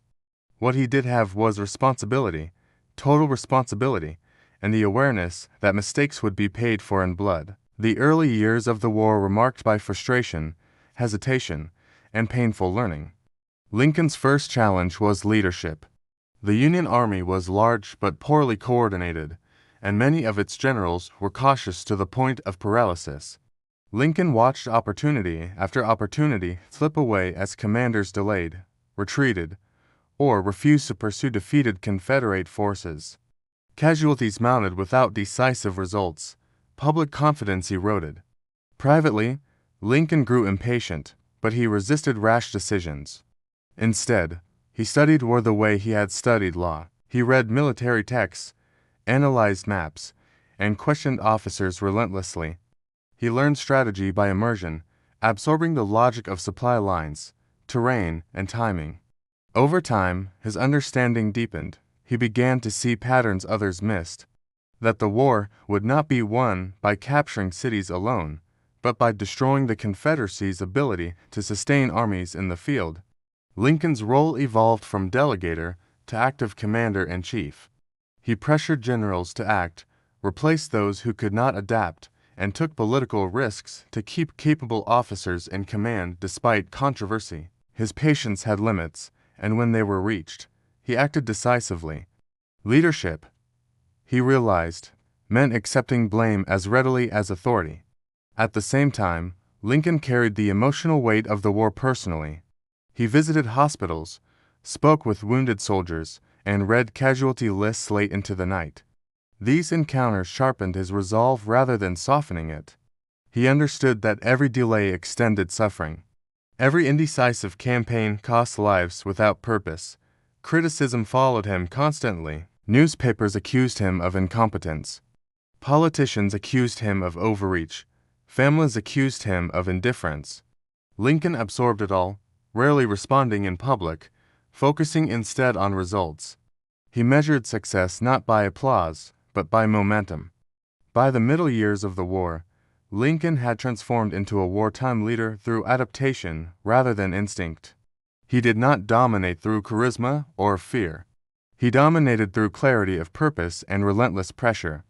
The war he never wanted had forced him to become something he never planned to be, a commander shaped by necessity, willing to learn, willing to endure, and unwilling to quit. Abraham Lincoln came to emancipation slowly, not because he doubted its morality, but because he understood its consequences. From the start of the war, enslaved people fled to Union lines in growing numbers, forcing the issue onto the battlefield long before it reached Congress. The conflict could no longer be fought while pretending slavery was a side issue. It was the foundation of the rebellion itself. Lincoln initially resisted immediate emancipation, fearing it would alienate border states and fracture the fragile Union coalition. His priority remained preserving the nation. Yet, as the war dragged on, it became clear that half measures were prolonging the conflict. Slavery sustained the Confederate economy, freed white men to fight, and undercut the moral legitimacy of the Union cause abroad. Ending it was no longer just ethical, it was necessary. The Emancipation Proclamation emerged from this convergence of morality and strategy. Issued in stages and finalized in early 1863, it declared enslaved people in rebelling states free. The document was limited and cautious by design. It did not abolish slavery everywhere, nor did it rest on moral language alone. It was framed as a wartime measure justified by presidential authority as commander-in-chief. Critics seized on its limitations. Abolitionists called it incomplete. Conservatives called it dangerous. Lincoln accepted both criticisms. He never claimed the proclamation was perfect. He believed it was possible. In a nation at war, possibility mattered more than purity. The effects were immediate and irreversible. Enslaved people fled plantations in massive numbers. Black men enlisted in the Union Army, transforming the war's character. The conflict was no longer solely about Union versus secession. It was now explicitly about freedom. There would be no return to the old order. Privately, Lincoln understood the personal weight of the decision. He described emancipation as an act of judgment, not triumph. It was a recognition that the nation had reached a moral breaking point. Slavery had to end, not because victory demanded it, but because survival did. Internationally, the proclamation reshaped perceptions of the war. European powers, wary of supporting a slave-holding rebellion, pulled back. The Union cause gained moral clarity on the global stage. What had begun as a political crisis became a moral reckoning. Emancipation did not end the war. It intensified it, but it also gave it meaning. Lincoln had crossed a line he knew could not be uncrossed. From that moment on, there could be no compromised peace that preserved slavery. The war would end either with freedom secured or the nation broken beyond repair. Abraham Lincoln entered the final phase of the Civil War, facing a paradox. Military momentum was finally turning in the Union's favor, yet political unity at home was fragile. Victory on the battlefield did not guarantee acceptance of what that victory would mean. As Union armies pushed deeper into Confederate territory, questions about Reconstruction, race, punishment, and reconciliation grew more explosive than ever. Lincoln understood that winning the war was only half the task. The greater challenge would be shaping the peace. Radical Republicans demanded harsh retribution against the South, and immediate sweeping civil rights for formerly enslaved people. Conservatives feared social upheaval and economic collapse.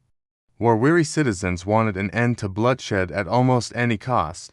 Lincoln resisted extremes on all sides, not because he lacked conviction, but because he feared that vengeance would poison the future.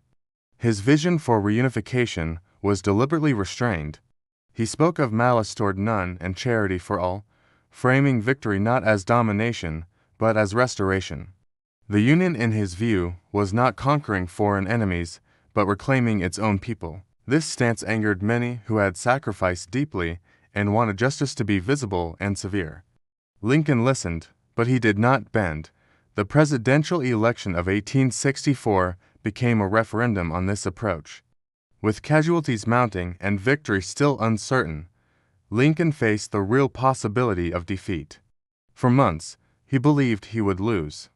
Yet, he refused to alter policy for political gain. If the public rejected his leadership, he believed the decision must stand. To do otherwise would betray the democratic principles he claimed to defend. When re-elected, Lincoln gained not confidence, but resolve. The outcome affirmed that the nation, exhausted and divided, still trusted his steady hand. He immediately turned his attention to the constitutional abolition of slavery. Knowing that executive action alone was not enough, the 13th Amendment became his priority, pushed through Congress with relentless focus. Freedom, he knew, had to be permanent. As Confederate resistance collapsed, Lincoln prepared for the war's end without celebration. He understood how fragile victory was. The choices made in peace would determine whether the Union truly survived or merely paused its collapse. His leadership in this period was defined not by triumph, but by restraint. A final effort to bind together a nation that had torn itself apart. The war was nearing its end. The test of peace was about to begin. Abraham Lincoln did not live to see the peace he had worked so carefully to shape. Just days after the Confederate surrender, at a moment when the nation stood suspended between relief and uncertainty, Lincoln was assassinated. The timing transformed his death from tragedy into trauma. A country already roared from war lost the one figure capable of guiding it through what came next. The assassination was not random violence. It was political, ideological, and deeply symbolic. Lincoln had come to embody the Union victory and the destruction of slavery. To his enemies, killing him was an attempt to strike back at that outcome, to punish the man who had reshaped the nation's moral foundation. In doing so, they removed the one leader committed to reconciliation without surrender. The immediate aftermath was chaos. Grief swept the North. Fear and confusion spread through the South.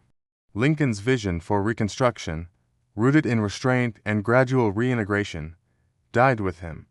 Power shifted to figures less inclined toward patience, less trusted by all sides, and less capable of balancing justice with healing. Lincoln's final public address had focused on Reconstruction and the limited extension of rights to formerly enslaved people. It was cautious, measured, and unfinished. His death ensured that those ideas would be debated without his guidance, often distorted or abandoned entirely.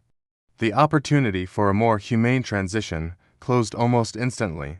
What makes Lincoln's assassination especially consequential is not only that it ended a life, but that it altered history's direction.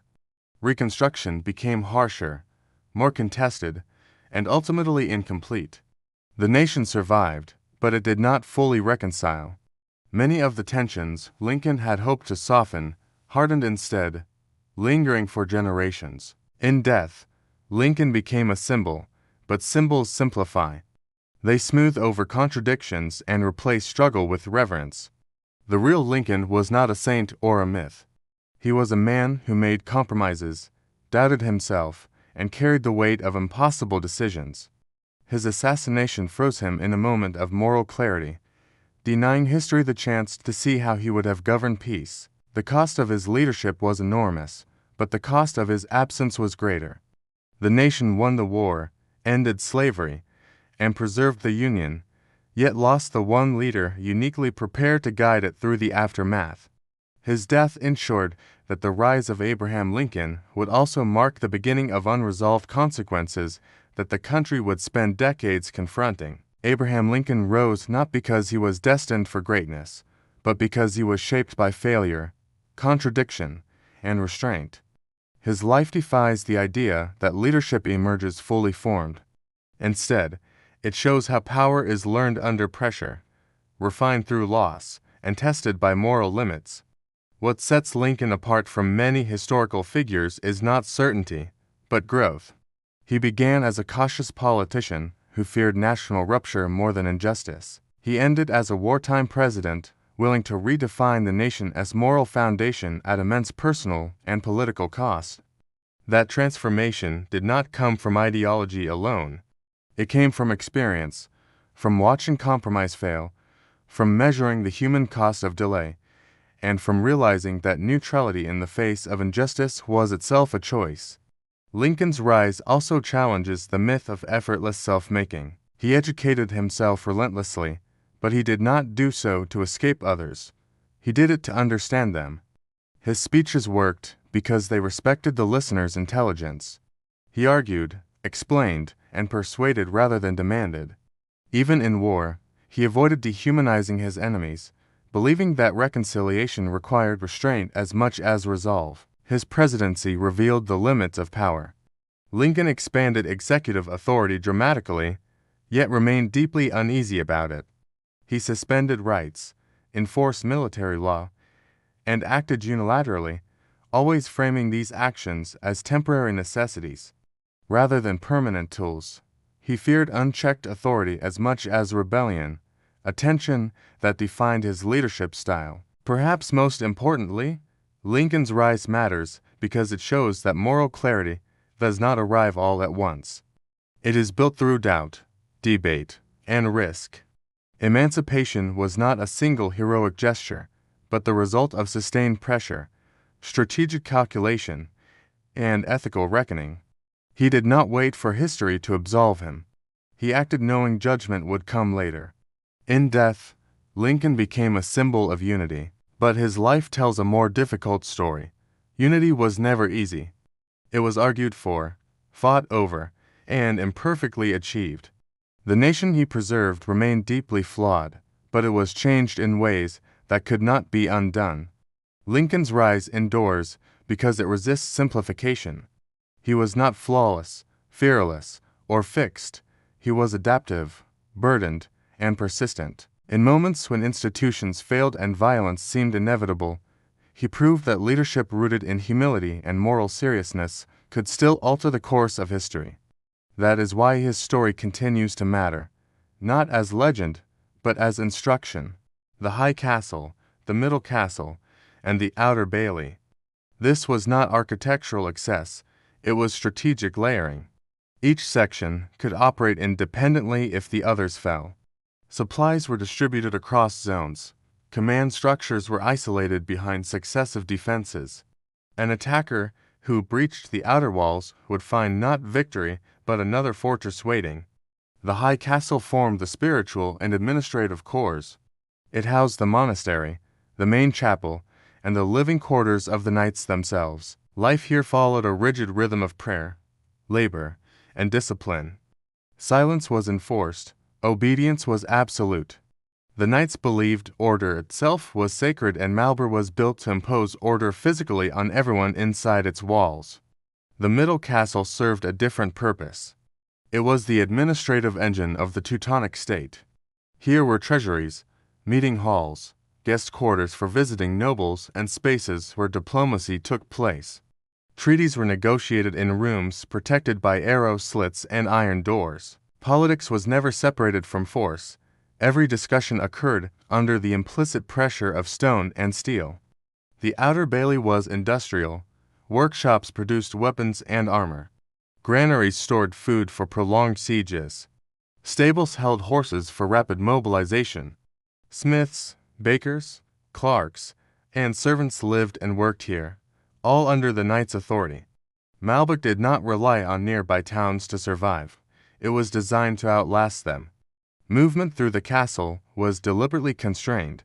Narrow passageways, sharp turns, and controlled gates slowed both enemies and residents. Nothing was accidental. Even daily routines reinforced hierarchy. Lower-ranking members remained physically distant from leadership, while the grandmother occupied the most secure and elevated spaces. This design reflected how the Teutonic Knights viewed power. Authority flowed inward toward the center. Resistance was absorbed and broken layer by layer. The castle did not simply defend territory. It trained its inhabitants to think in terms of order, patience, and endurance. Malbork was not a home, it was a discipline made of brick. Malbork did not rise to prominence through military strength alone. Its true power came from administration and wealth. By the early 14th century, the castle had become the nerve center of a crusader state that stretched across large parts of the Baltic region. From within its walls, lands were governed, taxes collected, and resources redistributed with near monastic efficiency. War may have justified the order's existence, but bureaucracy sustained it. The Teutonic state functioned less like a feudal kingdom and more like a centralized corporation. Lands were surveyed, villages organized, and agricultural output carefully managed. Grain, timber, amber, and furs flowed toward Malbork, where they were stored, processed, and sold. Trade routes along the Baltic Sea brought merchants from German cities, Scandinavia, and beyond. The castle's warehouses were as vital as its armies. Wealth transformed Malbork from a frontier stronghold into a capital. As revenues grew, so did the scale of construction. New halls were added for diplomacy, ceremonies, and administration. Decorative brickwork, veinted ceilings, and stained glass appeared, not to inspire comfort, but to project legitimacy. The castle needed to look inevitable, as if it belonged permanently in the landscape. At the center of this system stood the grandmother, ruling not as a king by inheritance, but as the head of an order bound by rules and elections. His authority flowed through councils, scribes, and officers trained to obey procedure as much as command. Decisions were recorded, archived, and enforced. Malbork became a place where power was documented, not improvised. This structure allowed the Teutonic Knights to punch far above their numbers. Campaigns could be planned years in advance, supplies were prepositioned, losses were absorbed by a system designed for continuity rather than individual glory. While rival nobles relied on personal loyalty and temporary alliances, the order relied on process. Yet, this efficiency carried a cost. The castle's wealth and discipline alienated neighboring powers. Polish and Lithuanian rulers watched the Teutonic state expand with growing alarm. What had begun as a religious mission increasingly resembled a permanent occupation backed by foreign interests and economic extraction. Malbork stood at the center of that tension. Every ledger kept, every shipment stored, every order issued from its halls reinforced the idea that the Crusader estate was not temporary. It was settling in, and for its neighbors. That made the castle not just a fortress, but a threat that could not be ignored forever. For all its size and planning, Malbork was not invulnerable. It was built to resist armies, but not history. As the power of the Teutonic Order grew, so did the number of enemies willing to test the castle's walls. Siege warfare became a constant expectation rather than a rare emergency. The fortress was designed with this reality in mind, but even the most advanced defenses had limits. Malbork's strength lay in delay. Moats, outer walls, and layered gates forced attackers to commit time, manpower, and supplies long before reaching the heart of the complex. Arrow slits, elevated firing positions, and kill zones allowed defenders to punish any slow advance. The goal was not simply to repel attackers, but to exhaust them. Hunger, disease, and morale were as lethal as weapons. Inside the walls, the castle prepared for isolation. Food stores were immense. Wells were protected deep within the inner defenses. Workshops continued to function during sieges, repairing armor and producing weapons. Malbork could hold out long after surrounding towns had fallen or been abandoned. In theory, it could survive while the world outside collapsed. But siege warfare evolved. Gunpowder weapons began to appear, changing the calculus of defense. Cannons could batter walls that had once seemed permanent. Sieges became shorter, louder, and more destructive. Malbork adapted where it could, reinforcing sections and adjusting firing positions. But the era of purely passive defense was ending. The greatest threat did not come from a single siege, but from coordinated opposition. Neighboring powers learned to isolate the Teutonic state economically and diplomatically before attacking it militarily. Cutting supply routes and undermining alliances proved just as effective as battering walls. The castle could resist assault, but it could not function without the system that fed it. Malbork was never captured by storm in its early centuries, but its aura of inevitability began to fade. Each siege revealed cracks, not always in the walls, but in the political foundation that supported them. Defenders could hold stone, but not always loyalty beyond it. The castle remained standing, massive and defiant, but it was no longer enough to guarantee dominance.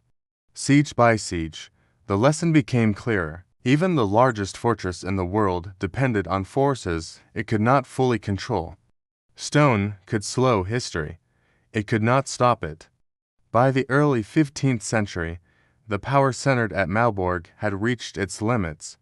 The Teutonic Knights still controlled vast lands and commanded formidable fortresses. But the political landscape around them had shifted. Their neighbors had adapted. Poland and Lithuania, once divided and vulnerable, had united into a powerful alliance. What followed would expose the difference between a fortress built to endure and a state built to evolve. The turning point came with the Battle of Grunwald in 1410. The Teutonic Knights entered the field confident in their discipline and reputation. They left it shattered.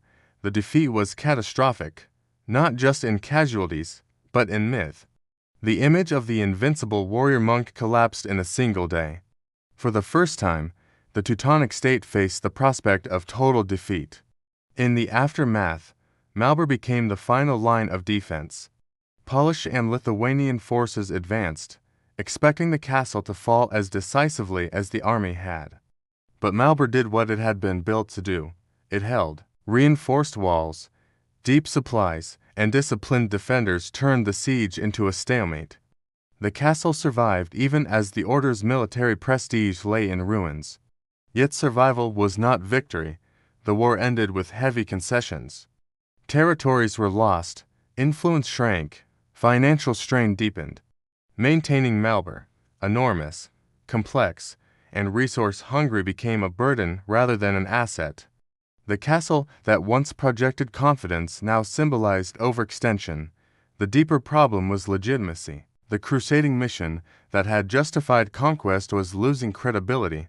Pagan neighbors had converted. Trade networks had matured. Europe was changing. And the Teutonic Order struggled to explain why its state should continue to exist at all. Malbork stood intact, but its purpose was increasingly unclear. Internal tensions grew. Knights argued over reform. Mercenaries demanded pay the treasury could not provide. Administrators struggled to keep the system functioning. The castle still dominated the landscape, but the machinery inside was grinding down. Grunwald did not destroy Malbork. It did something more damaging. It proved that the castle could survive even when the order could not win. From that moment on, Malbork was no longer the engine of expansion. It was a monument to a power that had peaked and was now trying to defend its past against a future it could not fully control. After the shock of Grunwald, Malbork entered a strange new phase of existence.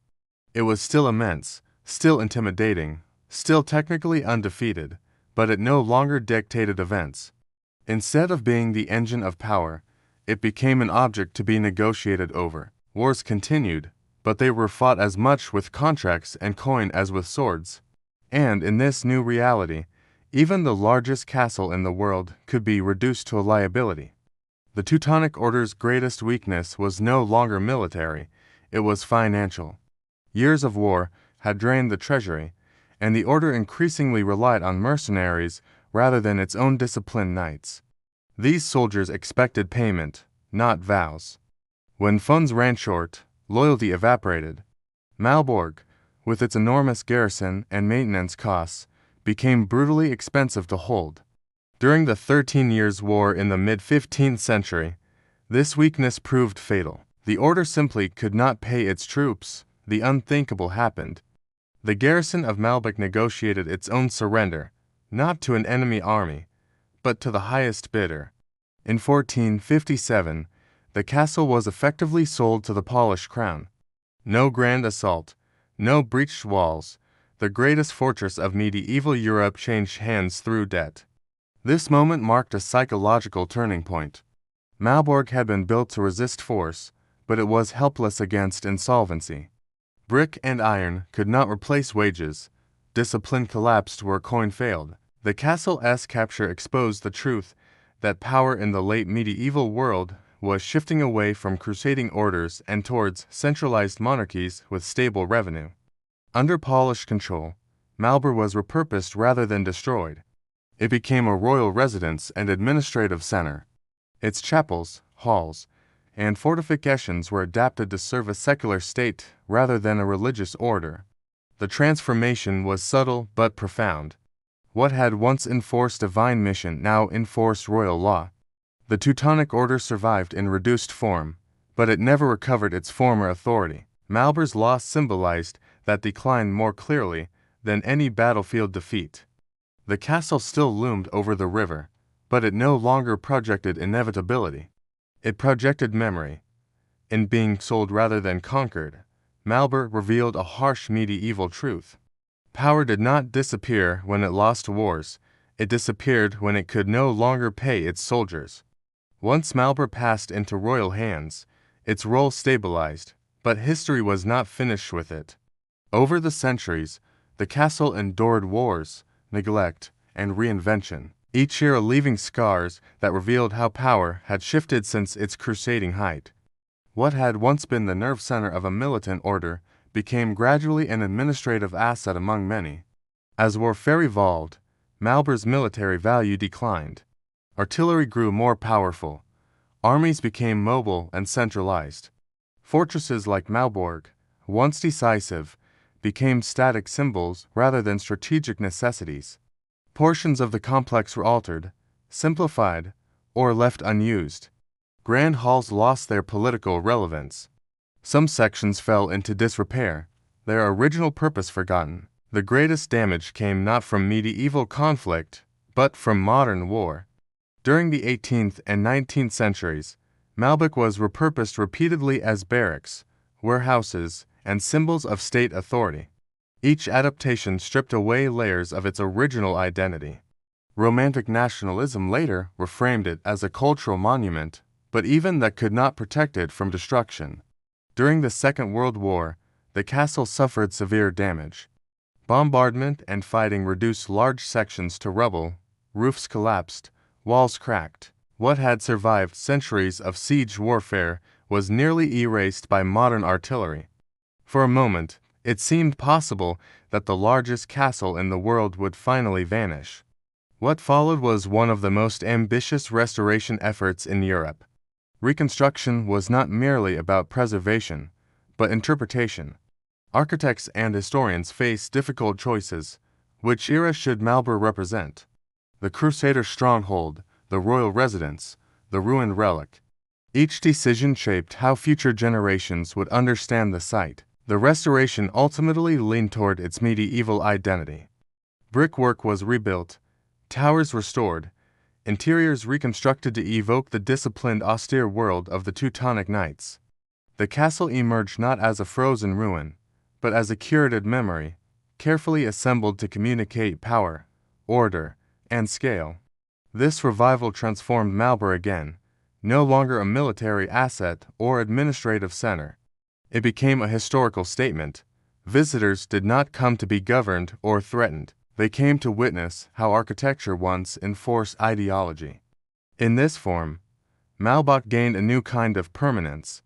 It no longer shaped history directly, but it shaped understanding. Its survival into the modern world ensured that the ambitions, contradictions, and discipline of medieval power could still be read in brick and space. The fortress had outlived the world that created it and found a way to remain relevant without ruling anything at all. Walking through Malbork today is not like visiting a ruined fortress or a romantic palace. It feels closer to entering an operating system that has been shut down but never dismantled. The scale overwhelms first. Courtyards stretch farther than expected. Walls rise higher than memory anticipates. Even emptied of soldiers and banners, the castle still dictates movement, perspective, and silence.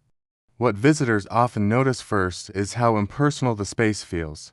Unlike royal castles designed to impress guests with luxury, Malbork confronts you with discipline. Corridors are long and narrow. Chambers are functional rather than decorative. Windows admit light sparingly. Everything about the design reminds you that this was a place meant to regulate behavior, to shape bodies and minds through architecture. Standing in the high castle, it becomes clear that faith here was not gentle or contemplative. Chapels were integrated directly into defensive structures, prayer and vigilance shared walls. The Teutonic Knights did not retreat from the world to seek holiness. They imposed holiness through order, routine, and force. Malbork was a monastery built to command territory. In the middle castle, the feeling shifts. These spaces reveal how power was administered rather than fought over. Council chambers, refectories, and guest halls suggest negotiation carried out under the shadow of strength. Diplomacy here was never neutral. Anyone invited inside understood they were deep within the heart of an armed state. The outer bailey tells the most human story. Workshops, kitchens, and storage areas reveal the labor required to keep the system running. Blacksmiths, servants, clerks, and laborers lived under the same walls as warrior monks, bound together by necessity rather than belief. Malbork was not sustained by ideology alone, it was sustained by work. What makes the castle unsettling is how coherent it still feels. Even stripped of purpose, it communicates intention. It shows how power once organized space to enforce obedience without constant violence. Authority here was architectural. You did not need to be threatened. You were surrounded? Today, Malbork no longer rules territory or commands armies, but it still teaches. It shows how medieval power thought in terms of permanence, control, and scale. Walking its walls, you do not feel nostalgia. You feel design, deliberate, disciplined, and indifferent to individuals. That sensation is the castle's final victory. Long after its rulers vanished, Malbork still explains how they understood the world and how they intended to dominate it. Malbork Castle endures because it captures a truth that medieval rulers understood instinctively. Power was not only exercised, it was built. Stone, space, and routine could enforce authority more reliably than speeches or victories. Malbork was not designed to inspire loyalty or affection. It was designed to normalize domination. The Teutonic Knights believed permanence was proof of legitimacy. If their order could build something so large, so organized, and so enduring, then their rule must be justified. The castle embodied that logic. It did not argue for conquest, it assumed it. Anyone approaching its walls was confronted with a visual conclusion already drawn. What makes Malbork exceptional is how clearly it exposes the mechanics behind medieval power. There is no illusion of benevolence here. The architecture does not pretend to comfort. It disciplines, it channels movement, it restricts choice. In doing so, it reveals how authority once operated through systems that shaped behavior long before force was applied. The castle also exposes the limits of that worldview. Malbork was unmatched in scale, yet it could not adapt quickly enough to political and economic change. It was built to endure siege, not insolvency, to resist armies, not evolving legitimacy. When belief in the crusading mission faded and money replaced vows, the castle's logic failed. It could intimidate enemies, but it could not pay soldiers. That failure is as important as its success. Malbork shows that medieval power was incredibly effective within its own assumptions, but fragile once those assumptions shifted. When authority stopped flowing from faith and fear, brick alone was not enough. Today, the castle survives because its meaning has changed. It no longer enforces obedience, it invites examination. Its walls do not command, they explain. Standing inside it, you are not meant to submit, but to observe how submission was once engineered. Malbork matters because it resists romanticization. It does not flatter the past, it confronts it. It shows how conquest justified itself, how religion fused with administration, and how systems outlived the men who built them, but not the ideas that sustained them.